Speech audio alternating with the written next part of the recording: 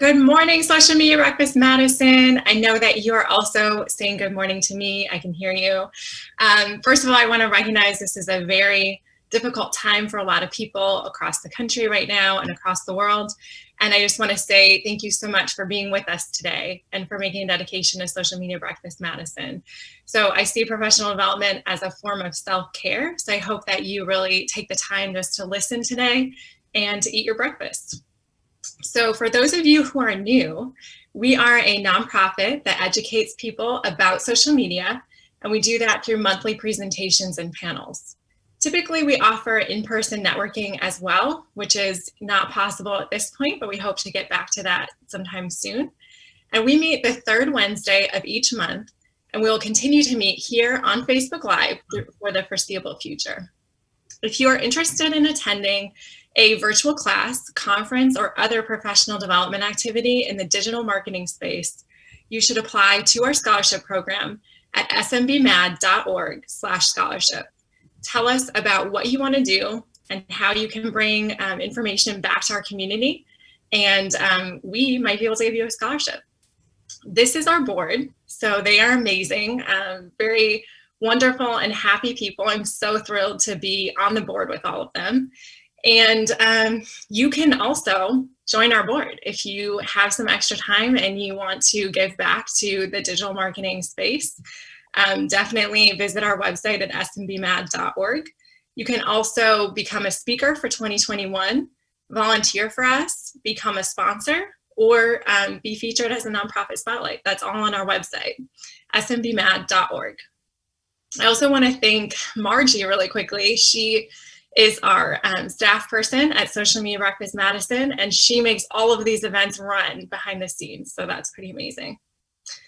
You can also join our Facebook group, which is called Social Media Madison Masterminds, and that's a great group if you want to ask questions about a glitch that's happening on your social media platform, or maybe a management tool question, or best practices for digital marketing. You can definitely check that out. So I'm so excited for our December event. It's up on our website right now. smbmad.org, again, is that website. And I hope that we have some people in the audience that love Great British Bake Off as much as I do. This is going to be a baking event. So Sean from the Baked Lab will be baking an orange Aperol drizzle cake with SMB board member Corinne. So it should be a really fun event. I want to thank our sponsors for making all of these virtual events happen: Dream Bank, Powder Keg, Metcalf, Subtle Strauss, Minuteman Press, and Talent CPAs. And also our creative partners, A&J Photography, Melissa Carlson, and Nick Pokowski. So I would just like to thank Andy from Dream Bank. I don't know if he is on right now. I don't think he's on. So he might pop on a little bit later so that we can say hello to him and hear from him. And next I'll introduce Elise from Powder Keg.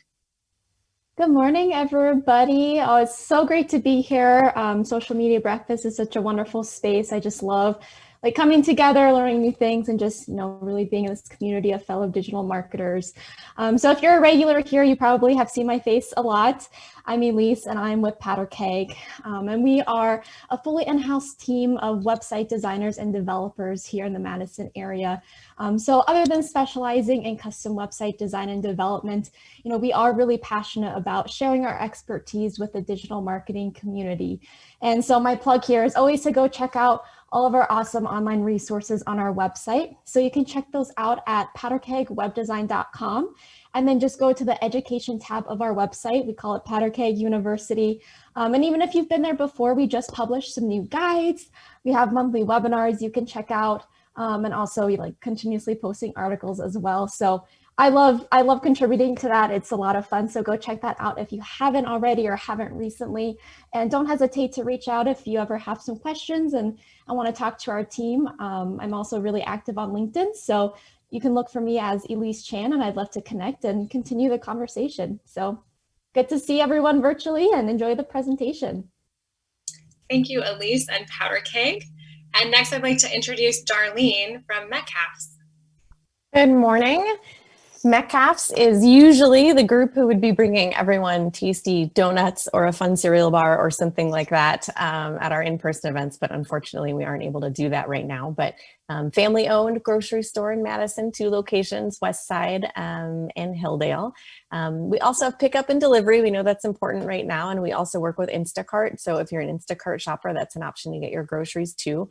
Couple ideas at the grocery store as we head into the holiday season.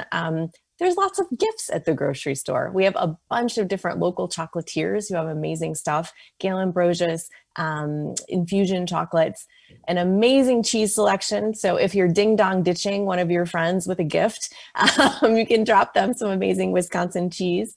And since we're talking about nonprofits, if you happen to be coming to the grocery store, we are working with Second Harvest Food Bank this year on their Share Your Holidays program. So we have family meal bags for $9.99. You can feed a family of 4 when you buy one of those along with your own groceries at checkout, or you can make a donation right there at the checkout lane. So thinking about folks and hunger and security right now in our community, which is and sadly more important than ever. So if you have the ability, we encourage you to help Second Harvest out the next time you're at the grocery store.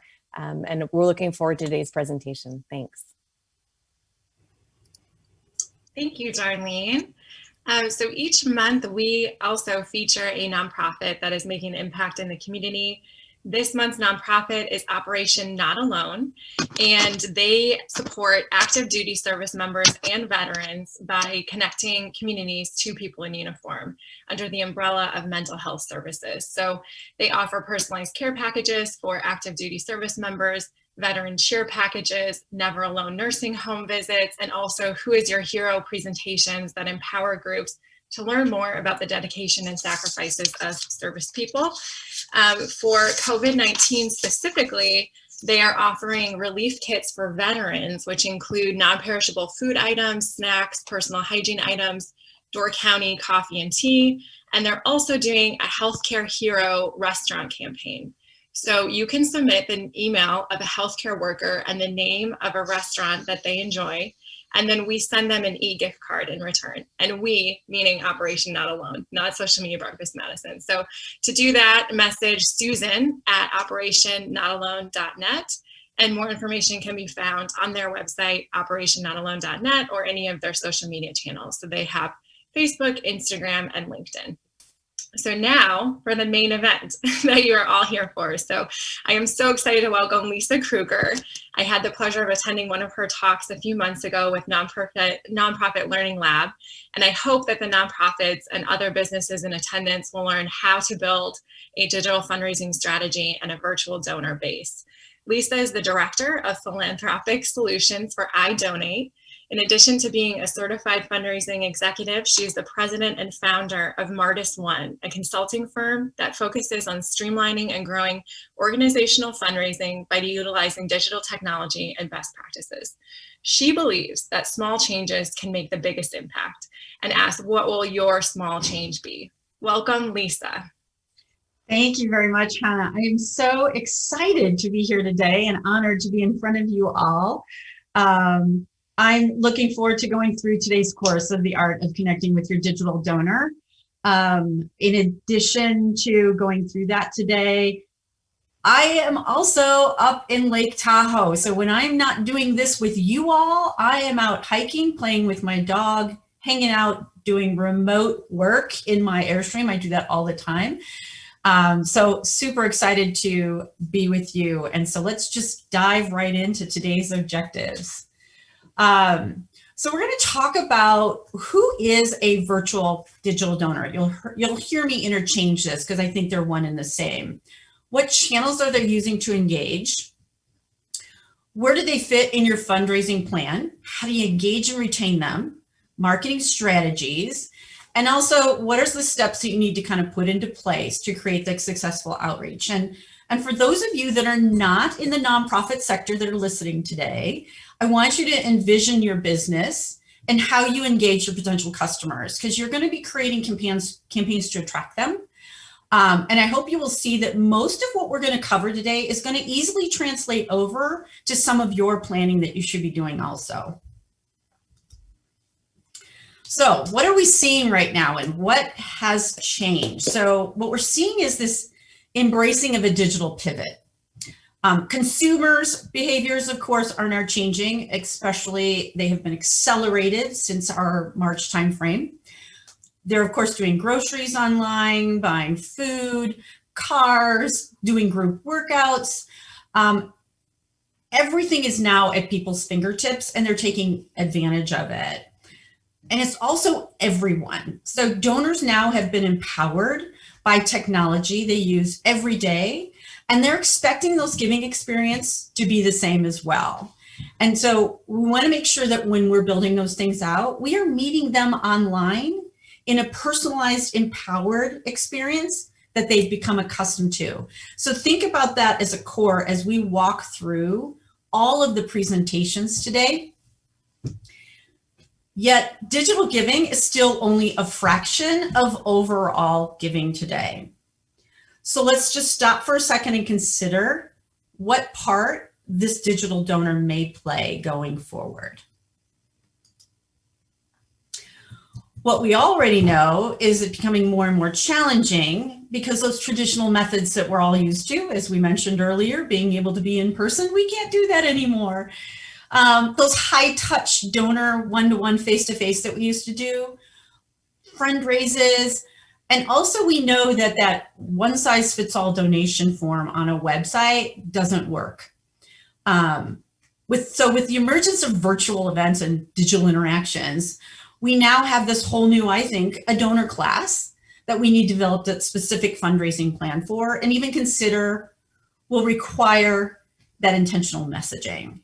But the great news is that our nonprofits are embracing this digital pivot already through creative thinking and finding new ways to meet those donors where they are. So we're going to go through and take a look at what is needed, I believe, for 2021 and beyond, and learn more about the donor, the platforms they're using, and the way we need to communicate and engage. So let's go. I always say you first have to take a peek at the giving trends. So let's take a quick peek of where things are.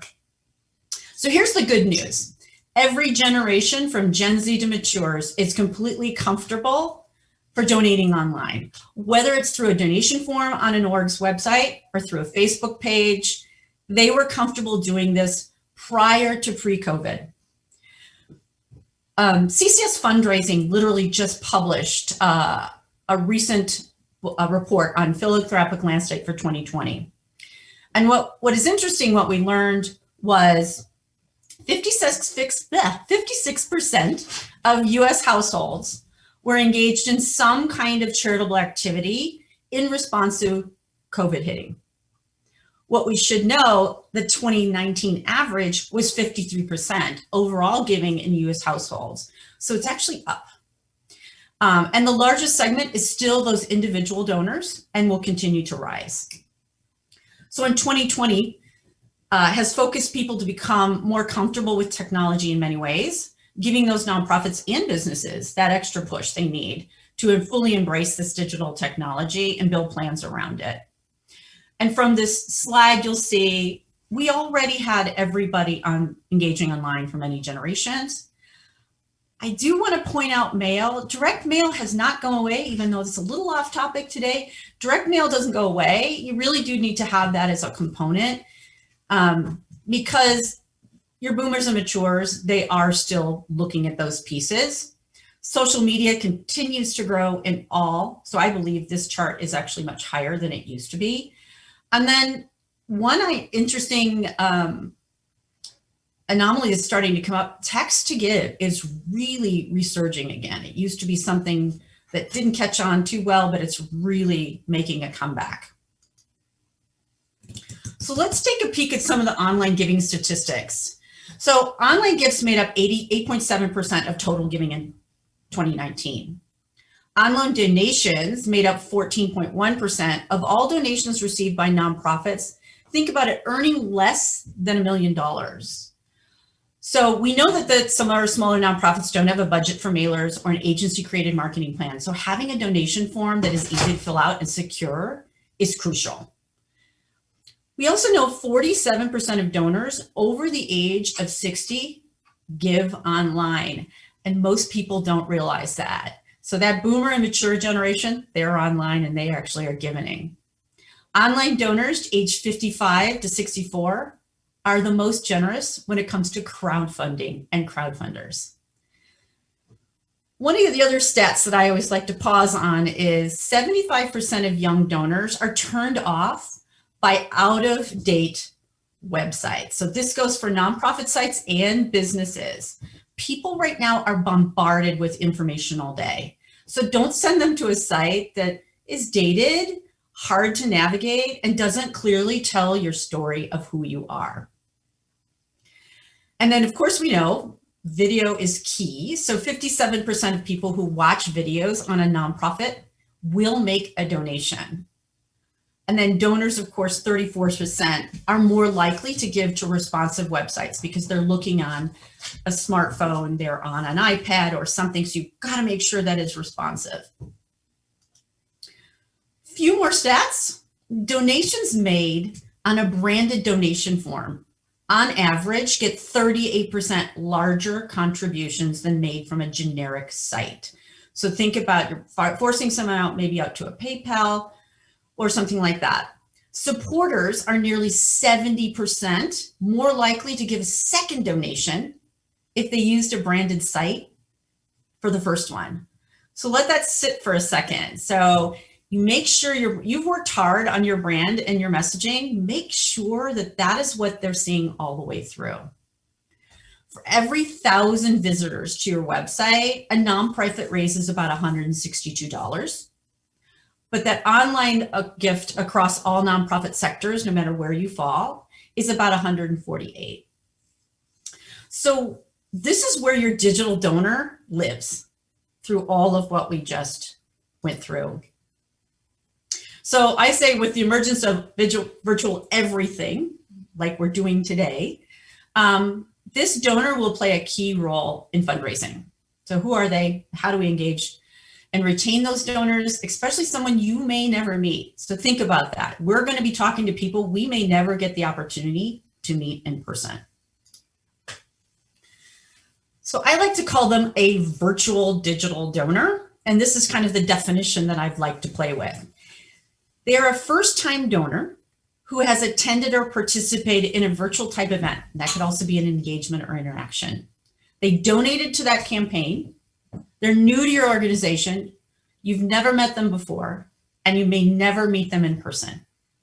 So stop and think for a second about the donors or potential customers that may fit this description. As you're going through it, I bet you're already going, I already have some folks. I'm visualizing that audience because they're already there.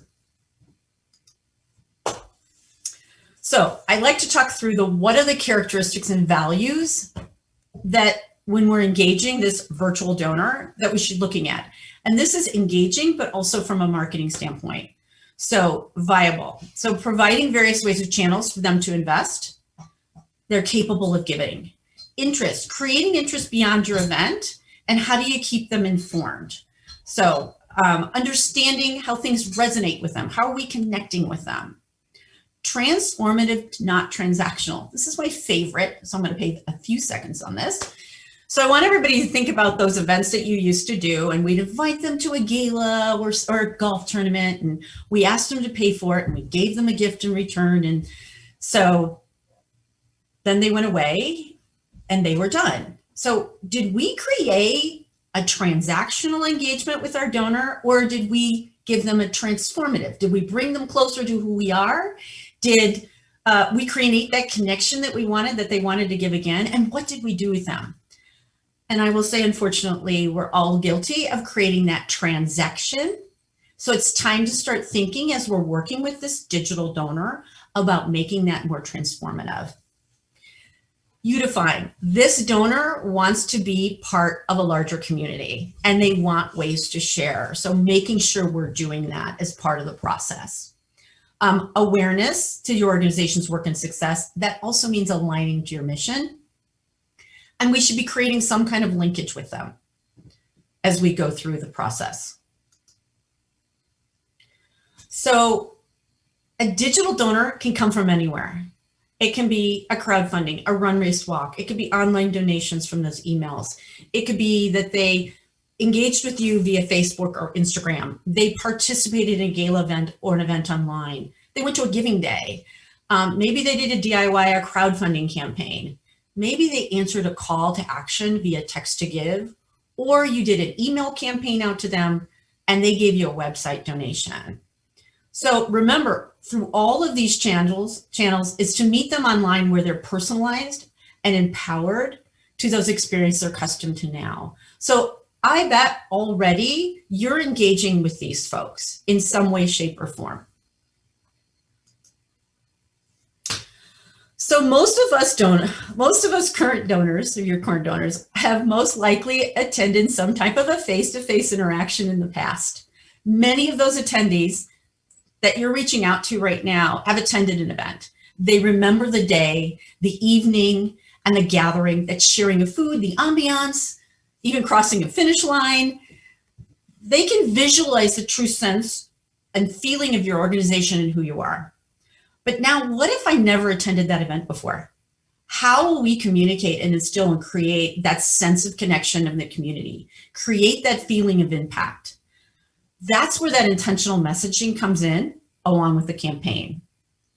And I would challenge all of you to think about, many of you have probably been a first-time donor this year to some kind of cause. Think about that experience. Did you feel connected, or was it just a transaction donation? Think about it. The good news is everyone's online now. A donor can join and participate and donate from anywhere. And what I love now, that for nonprofits, that donor potential has just moved far beyond your four walls of your community. So we just spent a few minutes going and understanding who that virtual donor might be, looked at the current giving trends, ways that they're engaged with us. We talked about what they expect and how they need to be personalized outreach. So let's discuss where this donor fits when you're thinking about your fundraising plan.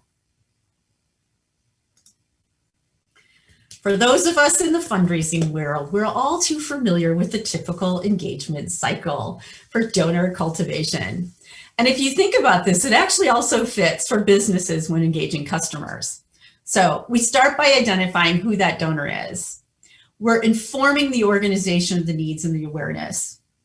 We're creating that interest in what they want to learn and how they want to help. We're involving them. Maybe they're participating, becoming an advocate. Commit, of course, that is making that gift. But keep in mind that commitment can be beyond just a gift.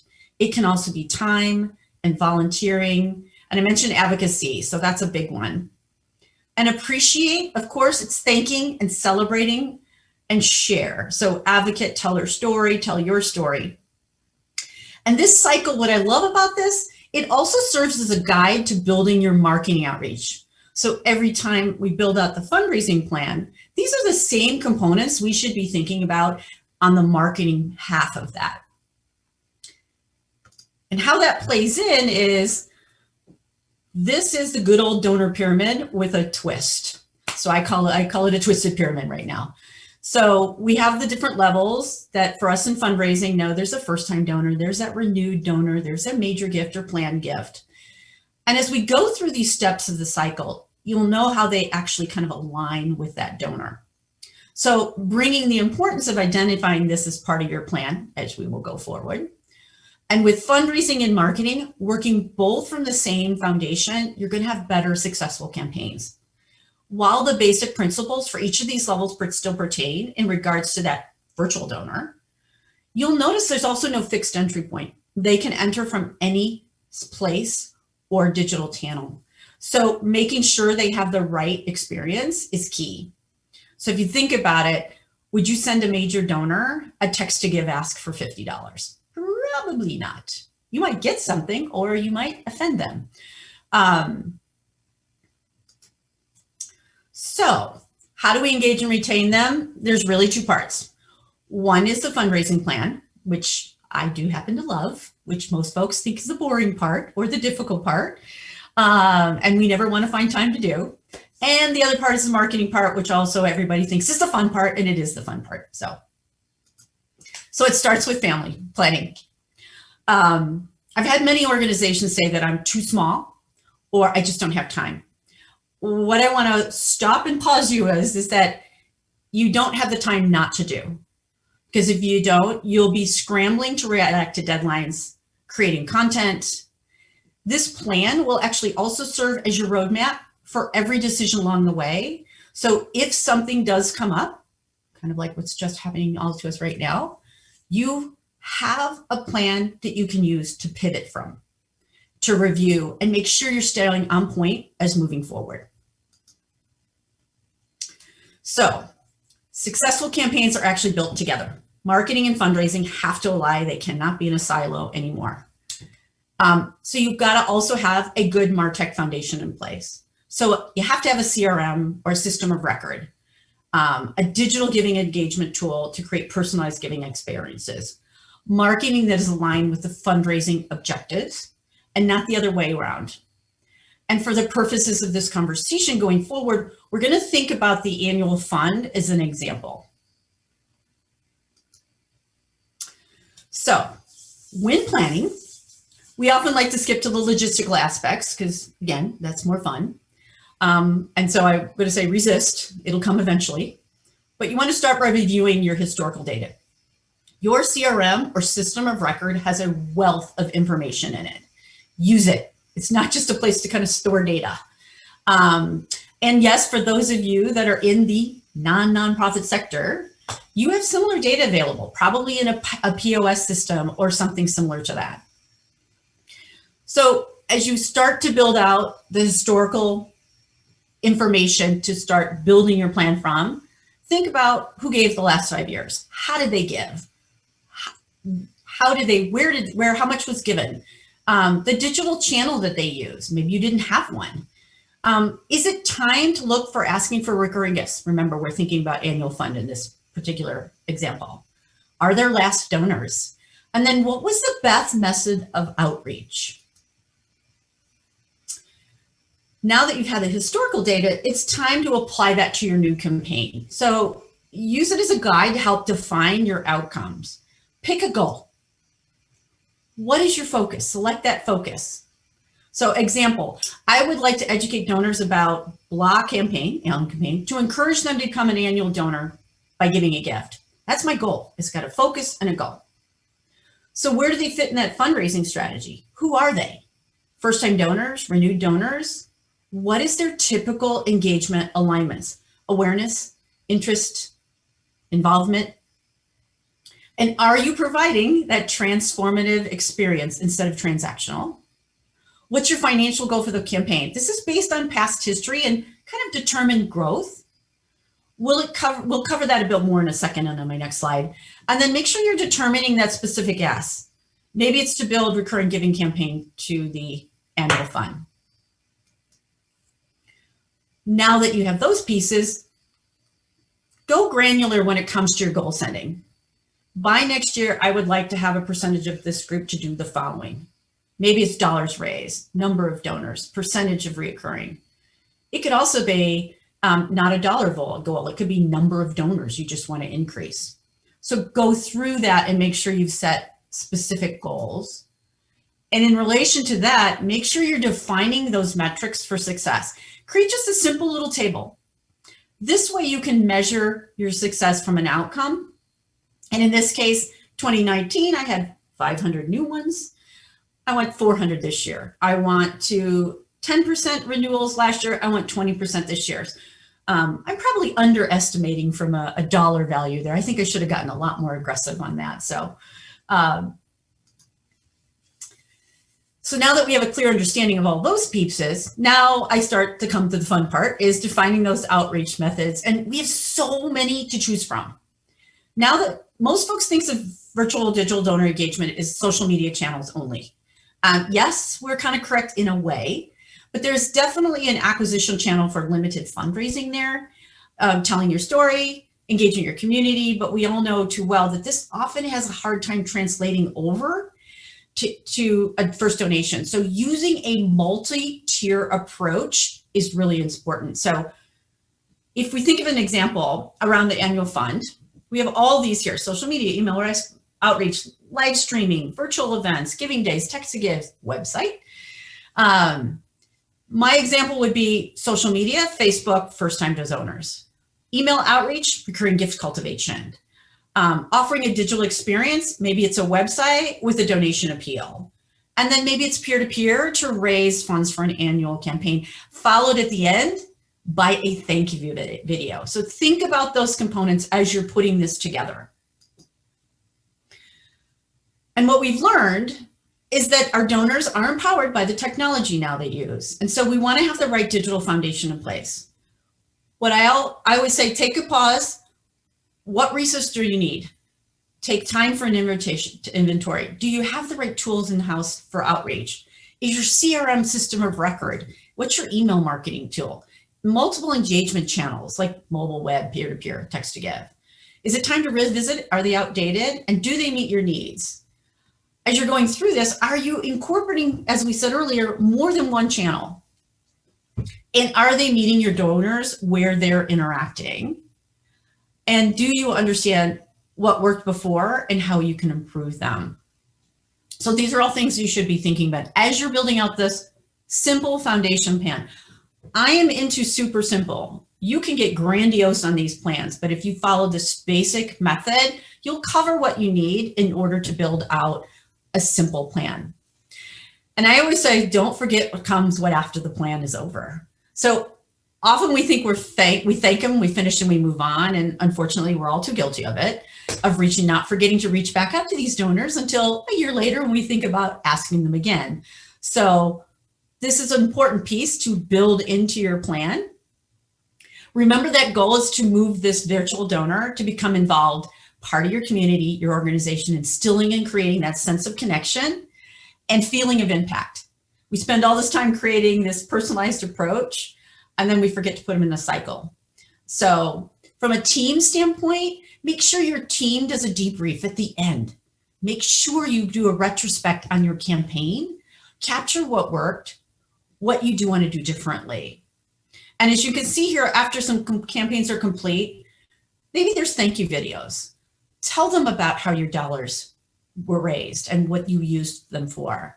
Look for additional ways to create that relationship. And if you've got newsletters, annual reports, success stories, add them to that communication outreach. Celebrate. I always say build this in. At the end, take a pause. You executed a plan, you built it, you raised funds. So stop and celebrate. I've had people say, well, what if I wasn't successful and didn't raise my goal? I believe that you have a success if you even raised one more additional dollar and you engaged one more donor, because that person was important enough to connect with you. So celebrate. So we sort of went through the basic components of a plan. Very simple. Let's look at the marketing components and the things you have to choose from as you go forward. And of course, this is the fun part. So naturally, we want to make sure as many people as possible know about our problem, our cause the organization is trying to solve for. But the reality is too many organizations focus messaging and outreach on raising awareness of the issue, whether it's the dangers of smoking or melting glaciers without a clear call to action to the donor. So we've done a great job. Here's what we do. Here's who we are. But we don't do anything else. So now they know about you. And to be fair, it might not technically be your fault, because using a narrative to spread awareness was first discussed as communication theory back in the 80s, to get a little geeky on people, the information deficit model. We essentially theorized that if the public knew more, they would be more likely to embrace the information. Marketing says awareness before action, public relations sites important of awareness. Here's the key. If the goal is solely to increase the knowledge of an issue, then awareness campaign can work just fine. But it's if they're ever enough for people to simply just know you about something. For example, where the goal was to raise awareness around parents and immunization and the importance of it, would you be satisfied with the parents just knew and simply aware? Or would you want to make sure that there was a call to action for parents immunizing their children? You want to take that donor on a journey with your organization by being intentional with that messaging and the digital outreach. Particularly now, more than ever, internet users are being bombarded with messages and images. So how will you distinguish your organization from the others? Any development, communications, marketing, engagement strategy needs a plan and a set of goals. And here's the great thing. We just built out a fundraising plan that you can use kind of as your guide as you're plugging in now the marketing components of that plan. By being intentional with your messaging, because messaging is a foundational piece of storytelling, marketing, and communications, and that fundraising puzzle. So, for example, you want to increase the membership by 20%, or maybe you want to raise, I don't know, $50,000 on a giving day. So in a nonprofit context, some examples of messaging could include your organization's mission and your vision statement, why you're supporting your fundraising priorities is vital, what a donor's impact is, and your theory of change. So developing those core messages for a nonprofit improves consistency and voice in storytelling and communications. Remember, you've got this fundraising plan to use your guide. So what are the marketing components and methods you need as far as the content? So start early. What is your focus? Now remember, you've been told the focus for fundraising. So what is your focus for marketing? How are you going to engage them? What is the message you want to convey? The desired outcome. Building out your calendar. We'll visit that in a second. Does your marketing align with fundraising? Often we want to do those in silos. So I'm going to say it again, do them together. And then what's your follow-up? So when the campaign's over, what are we doing with folks? Where are we sending them? Make sure you develop an engagement calendar. That's what I call it. And you share it with everyone. So everyone who's had a piece, marketing, communications, your executive director, and it should include both the marketing and fundraising hurdles. And don't overthink it. We can get super complicated. I know I'm talking and preaching to the choir right now. So you could overthink it. Don't. I like Excel, Trello, Smart Sheets is one of my favorite because you can drag and drop and click and kind of self-fill in. So as we continue to move on, let's take a peek at those methods that we have available to us for this virtual digital donor. Storytelling, website, email marketing, event marketing, video marketing, and social media. Those are the ones I'm going to kind of hang out with today, but there are more channels than that.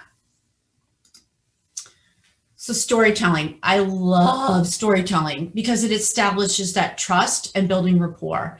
And I think now in this new norm of COVID world, we also seek ways to connect with each other. So storytelling should be an intentional part of your overall narrative and strategy as it's consistent, and that it helps people connect with themselves and to your organization's mission. So I think storytelling now is something that we should be embracing a lot more of if you won't already. And you're not just telling a story for the sake of telling a story.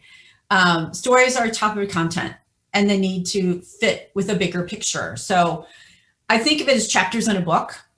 Each chapter builds on the next engagement of the reader.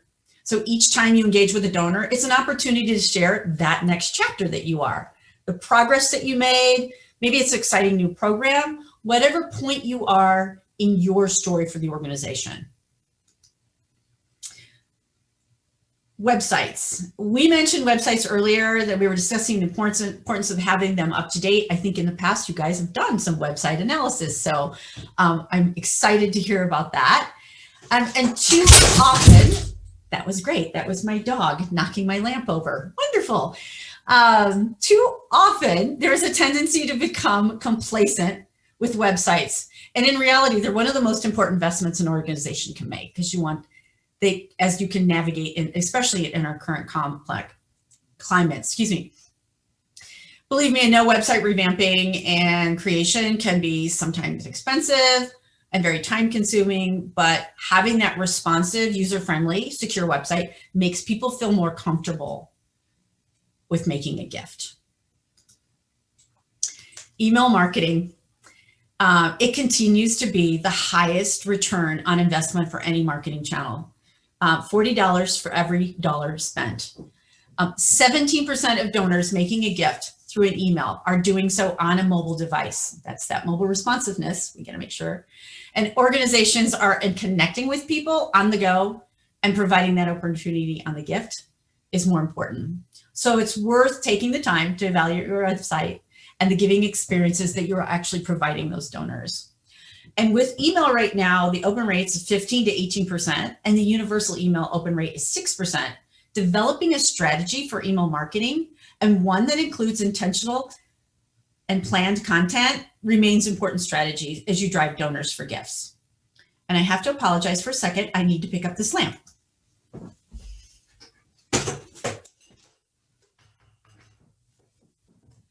you. Nice pause. Remember when we all had those in-person events? Some days it feels like it was forever. And I know, I'm sure I'm not the only person who right now misses them, but I'm also incredibly impressed by the agility and creativity of our nonprofits to pivot online events and utilize multiple channels of engagement. You guys have been remarkable.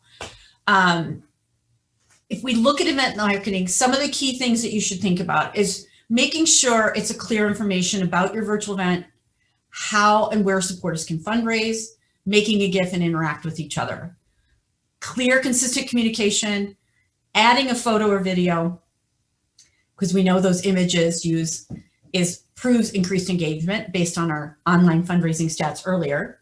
Make sure you promote your goal, update them, announce your milestones. And I like goal meters or some kind of a digital thermometer that says, here's where we are, and ensure that they feel appreciated as part of that event, giving them shout outs to not only the fundraisers donors, but also sponsors like you did this morning. So they are key. When we take a look at video and images are still key in any kind of marketing. So before whipping out your camera, you should ask, what am I hoping to achieve with this video? So research shows that people are more likely to help out when they can put a face on your organization rather than associating with a vague group. So when creating your video, think about how you can use a concrete example of your population you're helping to cement in their minds, audience's mind. We know that videos, social media continue to drive impressions and outreach, generating right now 1,200%, more shares than text and images combined. And you know what? Most of you probably have smartphones. Can't imagine anybody who doesn't have one now. You're not always having to look for professionally made videos. Sorry, folks who are videographers on this one. It's sometimes nice to have something a little bit more organic. Maybe it's an update from an executive director or a live stream for a food bank as they're packing up food for families. And the slide actually gives you some additional examples. So explaining your cause, introducing your staff and board members. So one of my favorite slides, of course, is social media. And again, like I said, preaching to the choir. Social media, for most people, you love it, hate it. I love it. Throughout the course of my career, social media has become more important to utilize because it's usually free for a nonprofit, and it gives us the ability to expand our message reach. So if we look at Facebook, we know 2.23 billion people log on to Facebook every month. And that alone, of course, is a compelling case for us to utilize for our organization and businesses. The Facebook page is a voice for your cause, along with a useful fundraising tool. Organizations can post, of course, valuable content around their mission, share videos, promote events, and facilitate maybe a group page where fellows can interact. And if we think about that digital donor, they love that. Twitter, 55% of people who engage with nonprofits on Twitter end up making some kind of action. I think that's really cool, that they actually want to do something after they've read a quick little snippet. And if you connect with those followers on Twitter during a campaign like a giving day, or maybe a peer-to-peer campaign, something is going live, more than half of them will take an action. So just think about that. because we have that ability to share that timely news, on the ground updates, it actually goes a long way to amplify your message. Here's a quick little pro tip for those of you who aren't on Twitter and you're like, oh my God, how do I start? Find an organization that you admire. See what they're doing. See what kind of messaging is going on. Flattery is the best compliment. So check them out. Instagram, I love Instagram. 75% of users take an action, such as visiting a website, purchasing a gift, or even a purchase after seeing some kind of post. We also know that your images and videos don't necessarily have to always reflect happiness. They can always, you can do hardships. I mean, it's hard, but you want to be truth, honest, and authentic. That's what this whole digital donor is looking for. They're looking for that honest dialogue. We also knew that new to Instagram this year was the whole donation sticker. And this feature is available for all Instagram users, which most of you already know, which means your supporters can also be part of the fundraising process. So think about that as you go through. And then, of course, we're back to YouTube, where we're back to the importance of video. Set up a video channel for your organization and to begin to plan how you will create stories to share via that platform. Because these guys, 57% of them who watch it will go on to make a donation. So all of these methods we walk through should not be overwhelming if it's built as part of the comprehensive plan. So we built that plan, we knew how to outreach, we knew the different methods. You can plug them in to multiple locations. I also have organizations that'll say, hey, I'm a small staff, I don't have time for all this. You built out your plan, you know where you are, pick one channel to start with. Start slow, start simple. You don't have to be posting every single day. Maybe it's a couple of times a week. Start with one channel that resonates where your donors are now. You can always expand after that. And you know, I'm a big fan of Facebook and Instagram, so depends on where your donors live. So think that through. Don't let social media overwhelm you. It shouldn't have to. So this virtual donor will require intentional messaging. And the good news is that translates to all of your donors or all of the outreach that you're doing. I want to leave you with a few key takeaways. So the virtual donor role, hopefully we've defined who this person is and how they can interact and play with you. How to build just a basic plan with a couple of little components. You don't have to go over the top. As I said, one simple change, one small change, make it simple. Create multiple digital engagement and channels, and then follow your steps to the outreach. So on that note, I think I'm up about my time and I want to say thank you, but I'm also here to answer questions. And so hopefully I've given everybody a lot to think about. Thank you so much, Lisa. Yes, we have had questions coming in on the Facebook Live comments. So if you have additional questions for Lisa, definitely write them in there. I'm going to do a quick plug before we do Q&A for Dream Bank. Andy will not be on the presentation today, so I will be just reading a little statement from them. So Dream Bank is one of our major sponsors, and you can find out more information about them at amfam.com/dreambank. Before the pandemic, they hosted 50 free events each month. Now they are live streaming many of them. I know I've done their free lunchtime yoga on Fridays. And they have also speakers on social media, digital marketing, and more. So if you want to connect with them, definitely check out their Facebook page and other social media channels. Thank you so much, Lisa. I feel like we learned a ton from you. I know a couple of my takeaways are using that multi-tier channel approach, not just putting all your eggs in one basket. And then if you have a small staff, picking one channel and going with that. So one kind of comment that we got early on from Sarah is just that she has a plan, but doesn't always go back and refer to it. So can you talk about how often people should be going back to that plan how do you build it into a busy work day, work week, kind of work month, basically? Yeah, that's Sarah, good question. I hear this all the time. We build this amazing plan and we kind of set it off on the shelf, and then we actually never go back to it. Partly, I think that's because I personally think we built out a too complicated of a plan.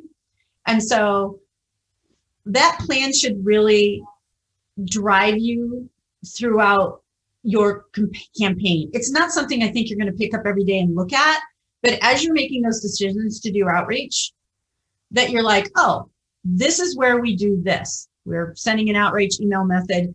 Am I on target? Am I still within my objective and focus? Or did somebody make a decision and say, hey, no, we're going to add this to it now? So that's when you pull back that plan and you go, okay, am I still on focus? So you just use it as your guide.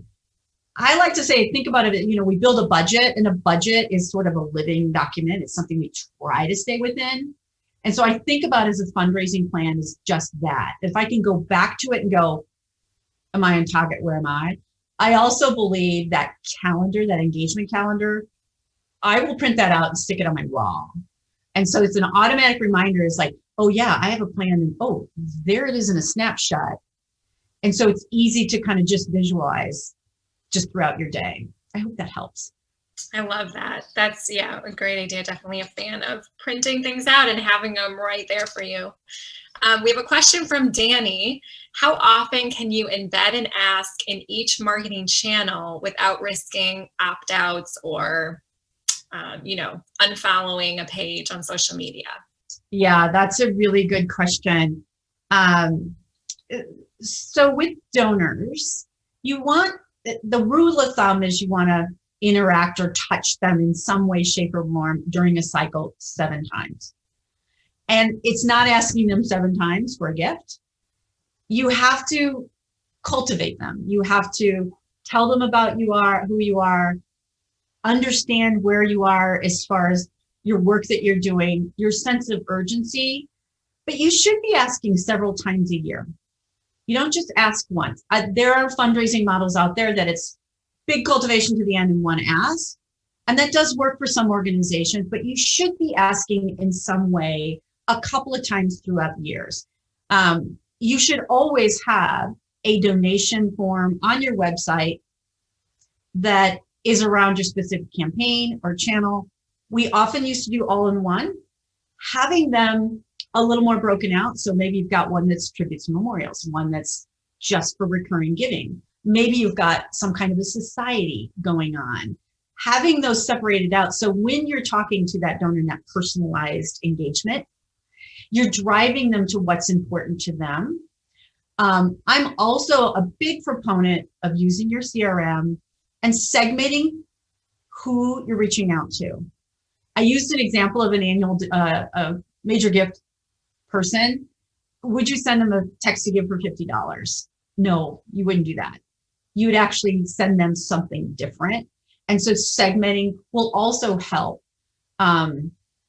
the wanting to ask all the time, all the way, every time along the way. As you build out a fundraising plan, you can say, I'm going to ask for a gift on my first outreach, and I'm going to ask a gift on my last outreach as part of those methods. So hope that helps. Yes, absolutely. We have a question from Nicola. On your virtual acrostic, early in the presentation, you talked about having a transformative experience instead of transactional. Can you give an example of a transformative experience? Yeah.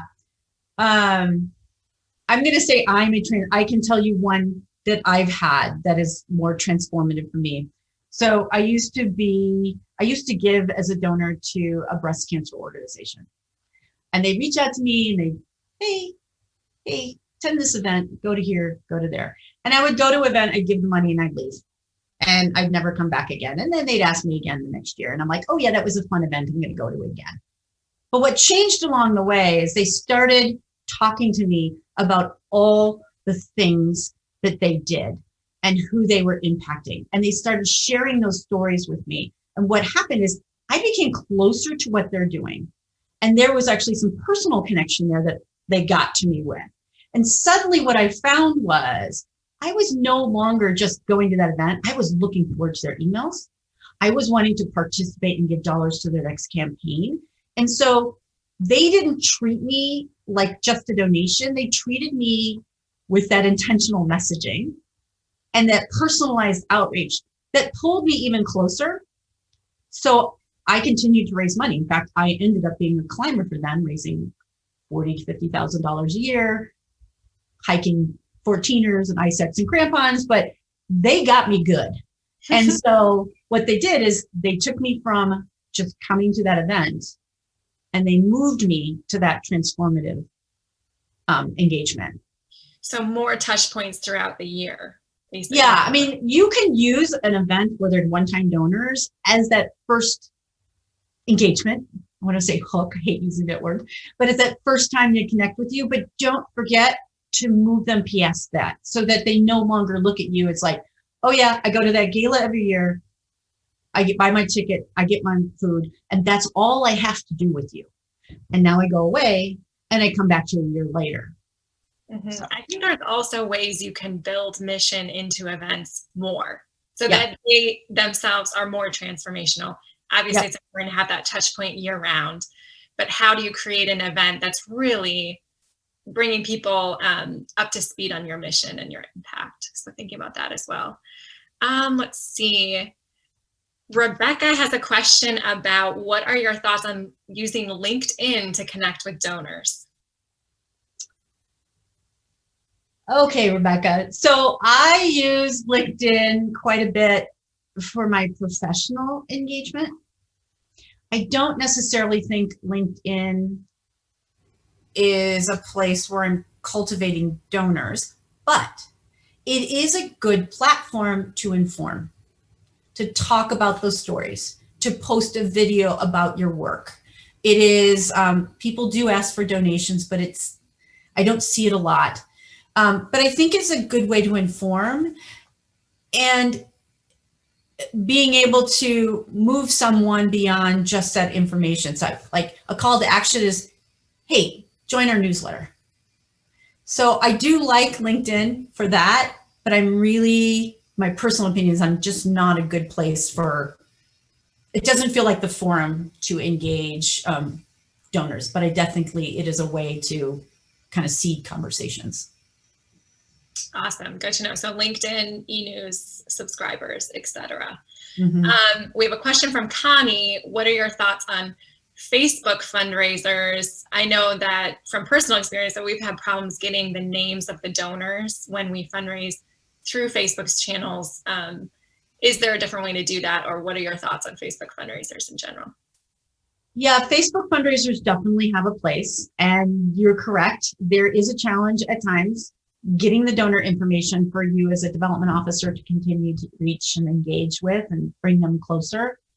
There are ways to post to Facebook and drive them back to your page, so you're gauging that information. And I know not a lot of tools out there now have a little more of a cohesive engagement on Facebook, and so you are gathering a little bit of more of that information. I think DIYs on Facebook are actually also really good, but we talked earlier about driving them to you, to your brand, to your message. So starting them on Facebook and moving them back or creating that will help you get those names in the long run. But there is a place for Facebook fundraising. So there's a big component for that. And I think the technology industry is working well at figuring out how to integrate that a little bit more so nonprofits can get the data faster, more information to do what we all do best is engage our donors. Great. I think we have two more questions. So one from Kathy, which is more effective via donors' email filters, traditional plain emails directly from an email client or packaged emails like MailChimp, Constant Contact? Really good question. Okay, Kathy? Hopefully, Kath with me at the hopefully end. I got that all right. So when you're thinking about your email engagement, the first thing I'm going to ask you to do is think about who you're reaching out to. So get into that CRM and create that maybe those different segments that you're going to reach out to. So we're going to be more personalized and more in line of what they're doing. They both have a place in the world. I happen to be someone that likes to have something through a MailChimp or a Constant Contact where it has a little bit more prettier format. It's a little bit more engaging. You can add a video to it. It's still an email outreach type of campaign that you then can drive people through that to your website. But email, straight email does work, especially if you already have a relationship with them.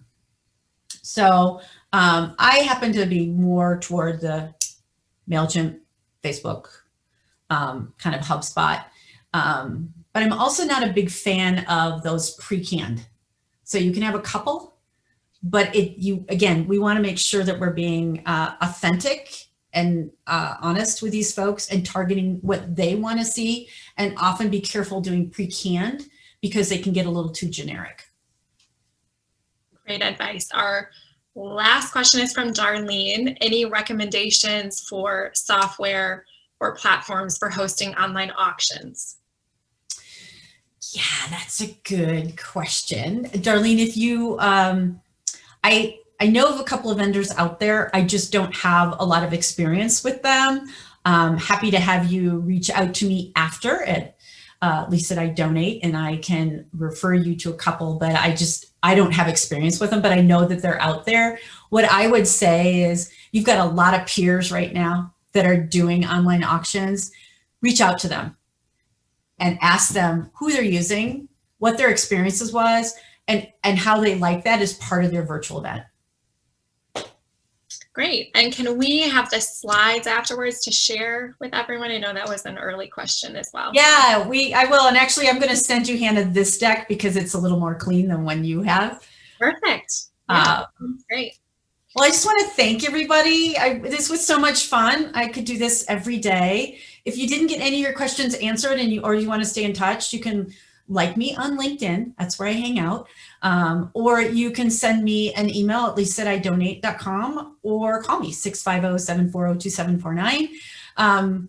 As I probably should have mentioned at the beginning, iDonate is a all-in-one suite digital fundraising tool solution that does website, mobile, peer-to-peer events, text to give, and even non-cash. So want to know more about that? Give me a call. So thank you, everybody. This was so much fun. Hannah, team, it was wonderful. Awesome. Thank you so much to Lisa for being here today. Thank you to everyone listening in online. Stay safe, everyone, and have a great week.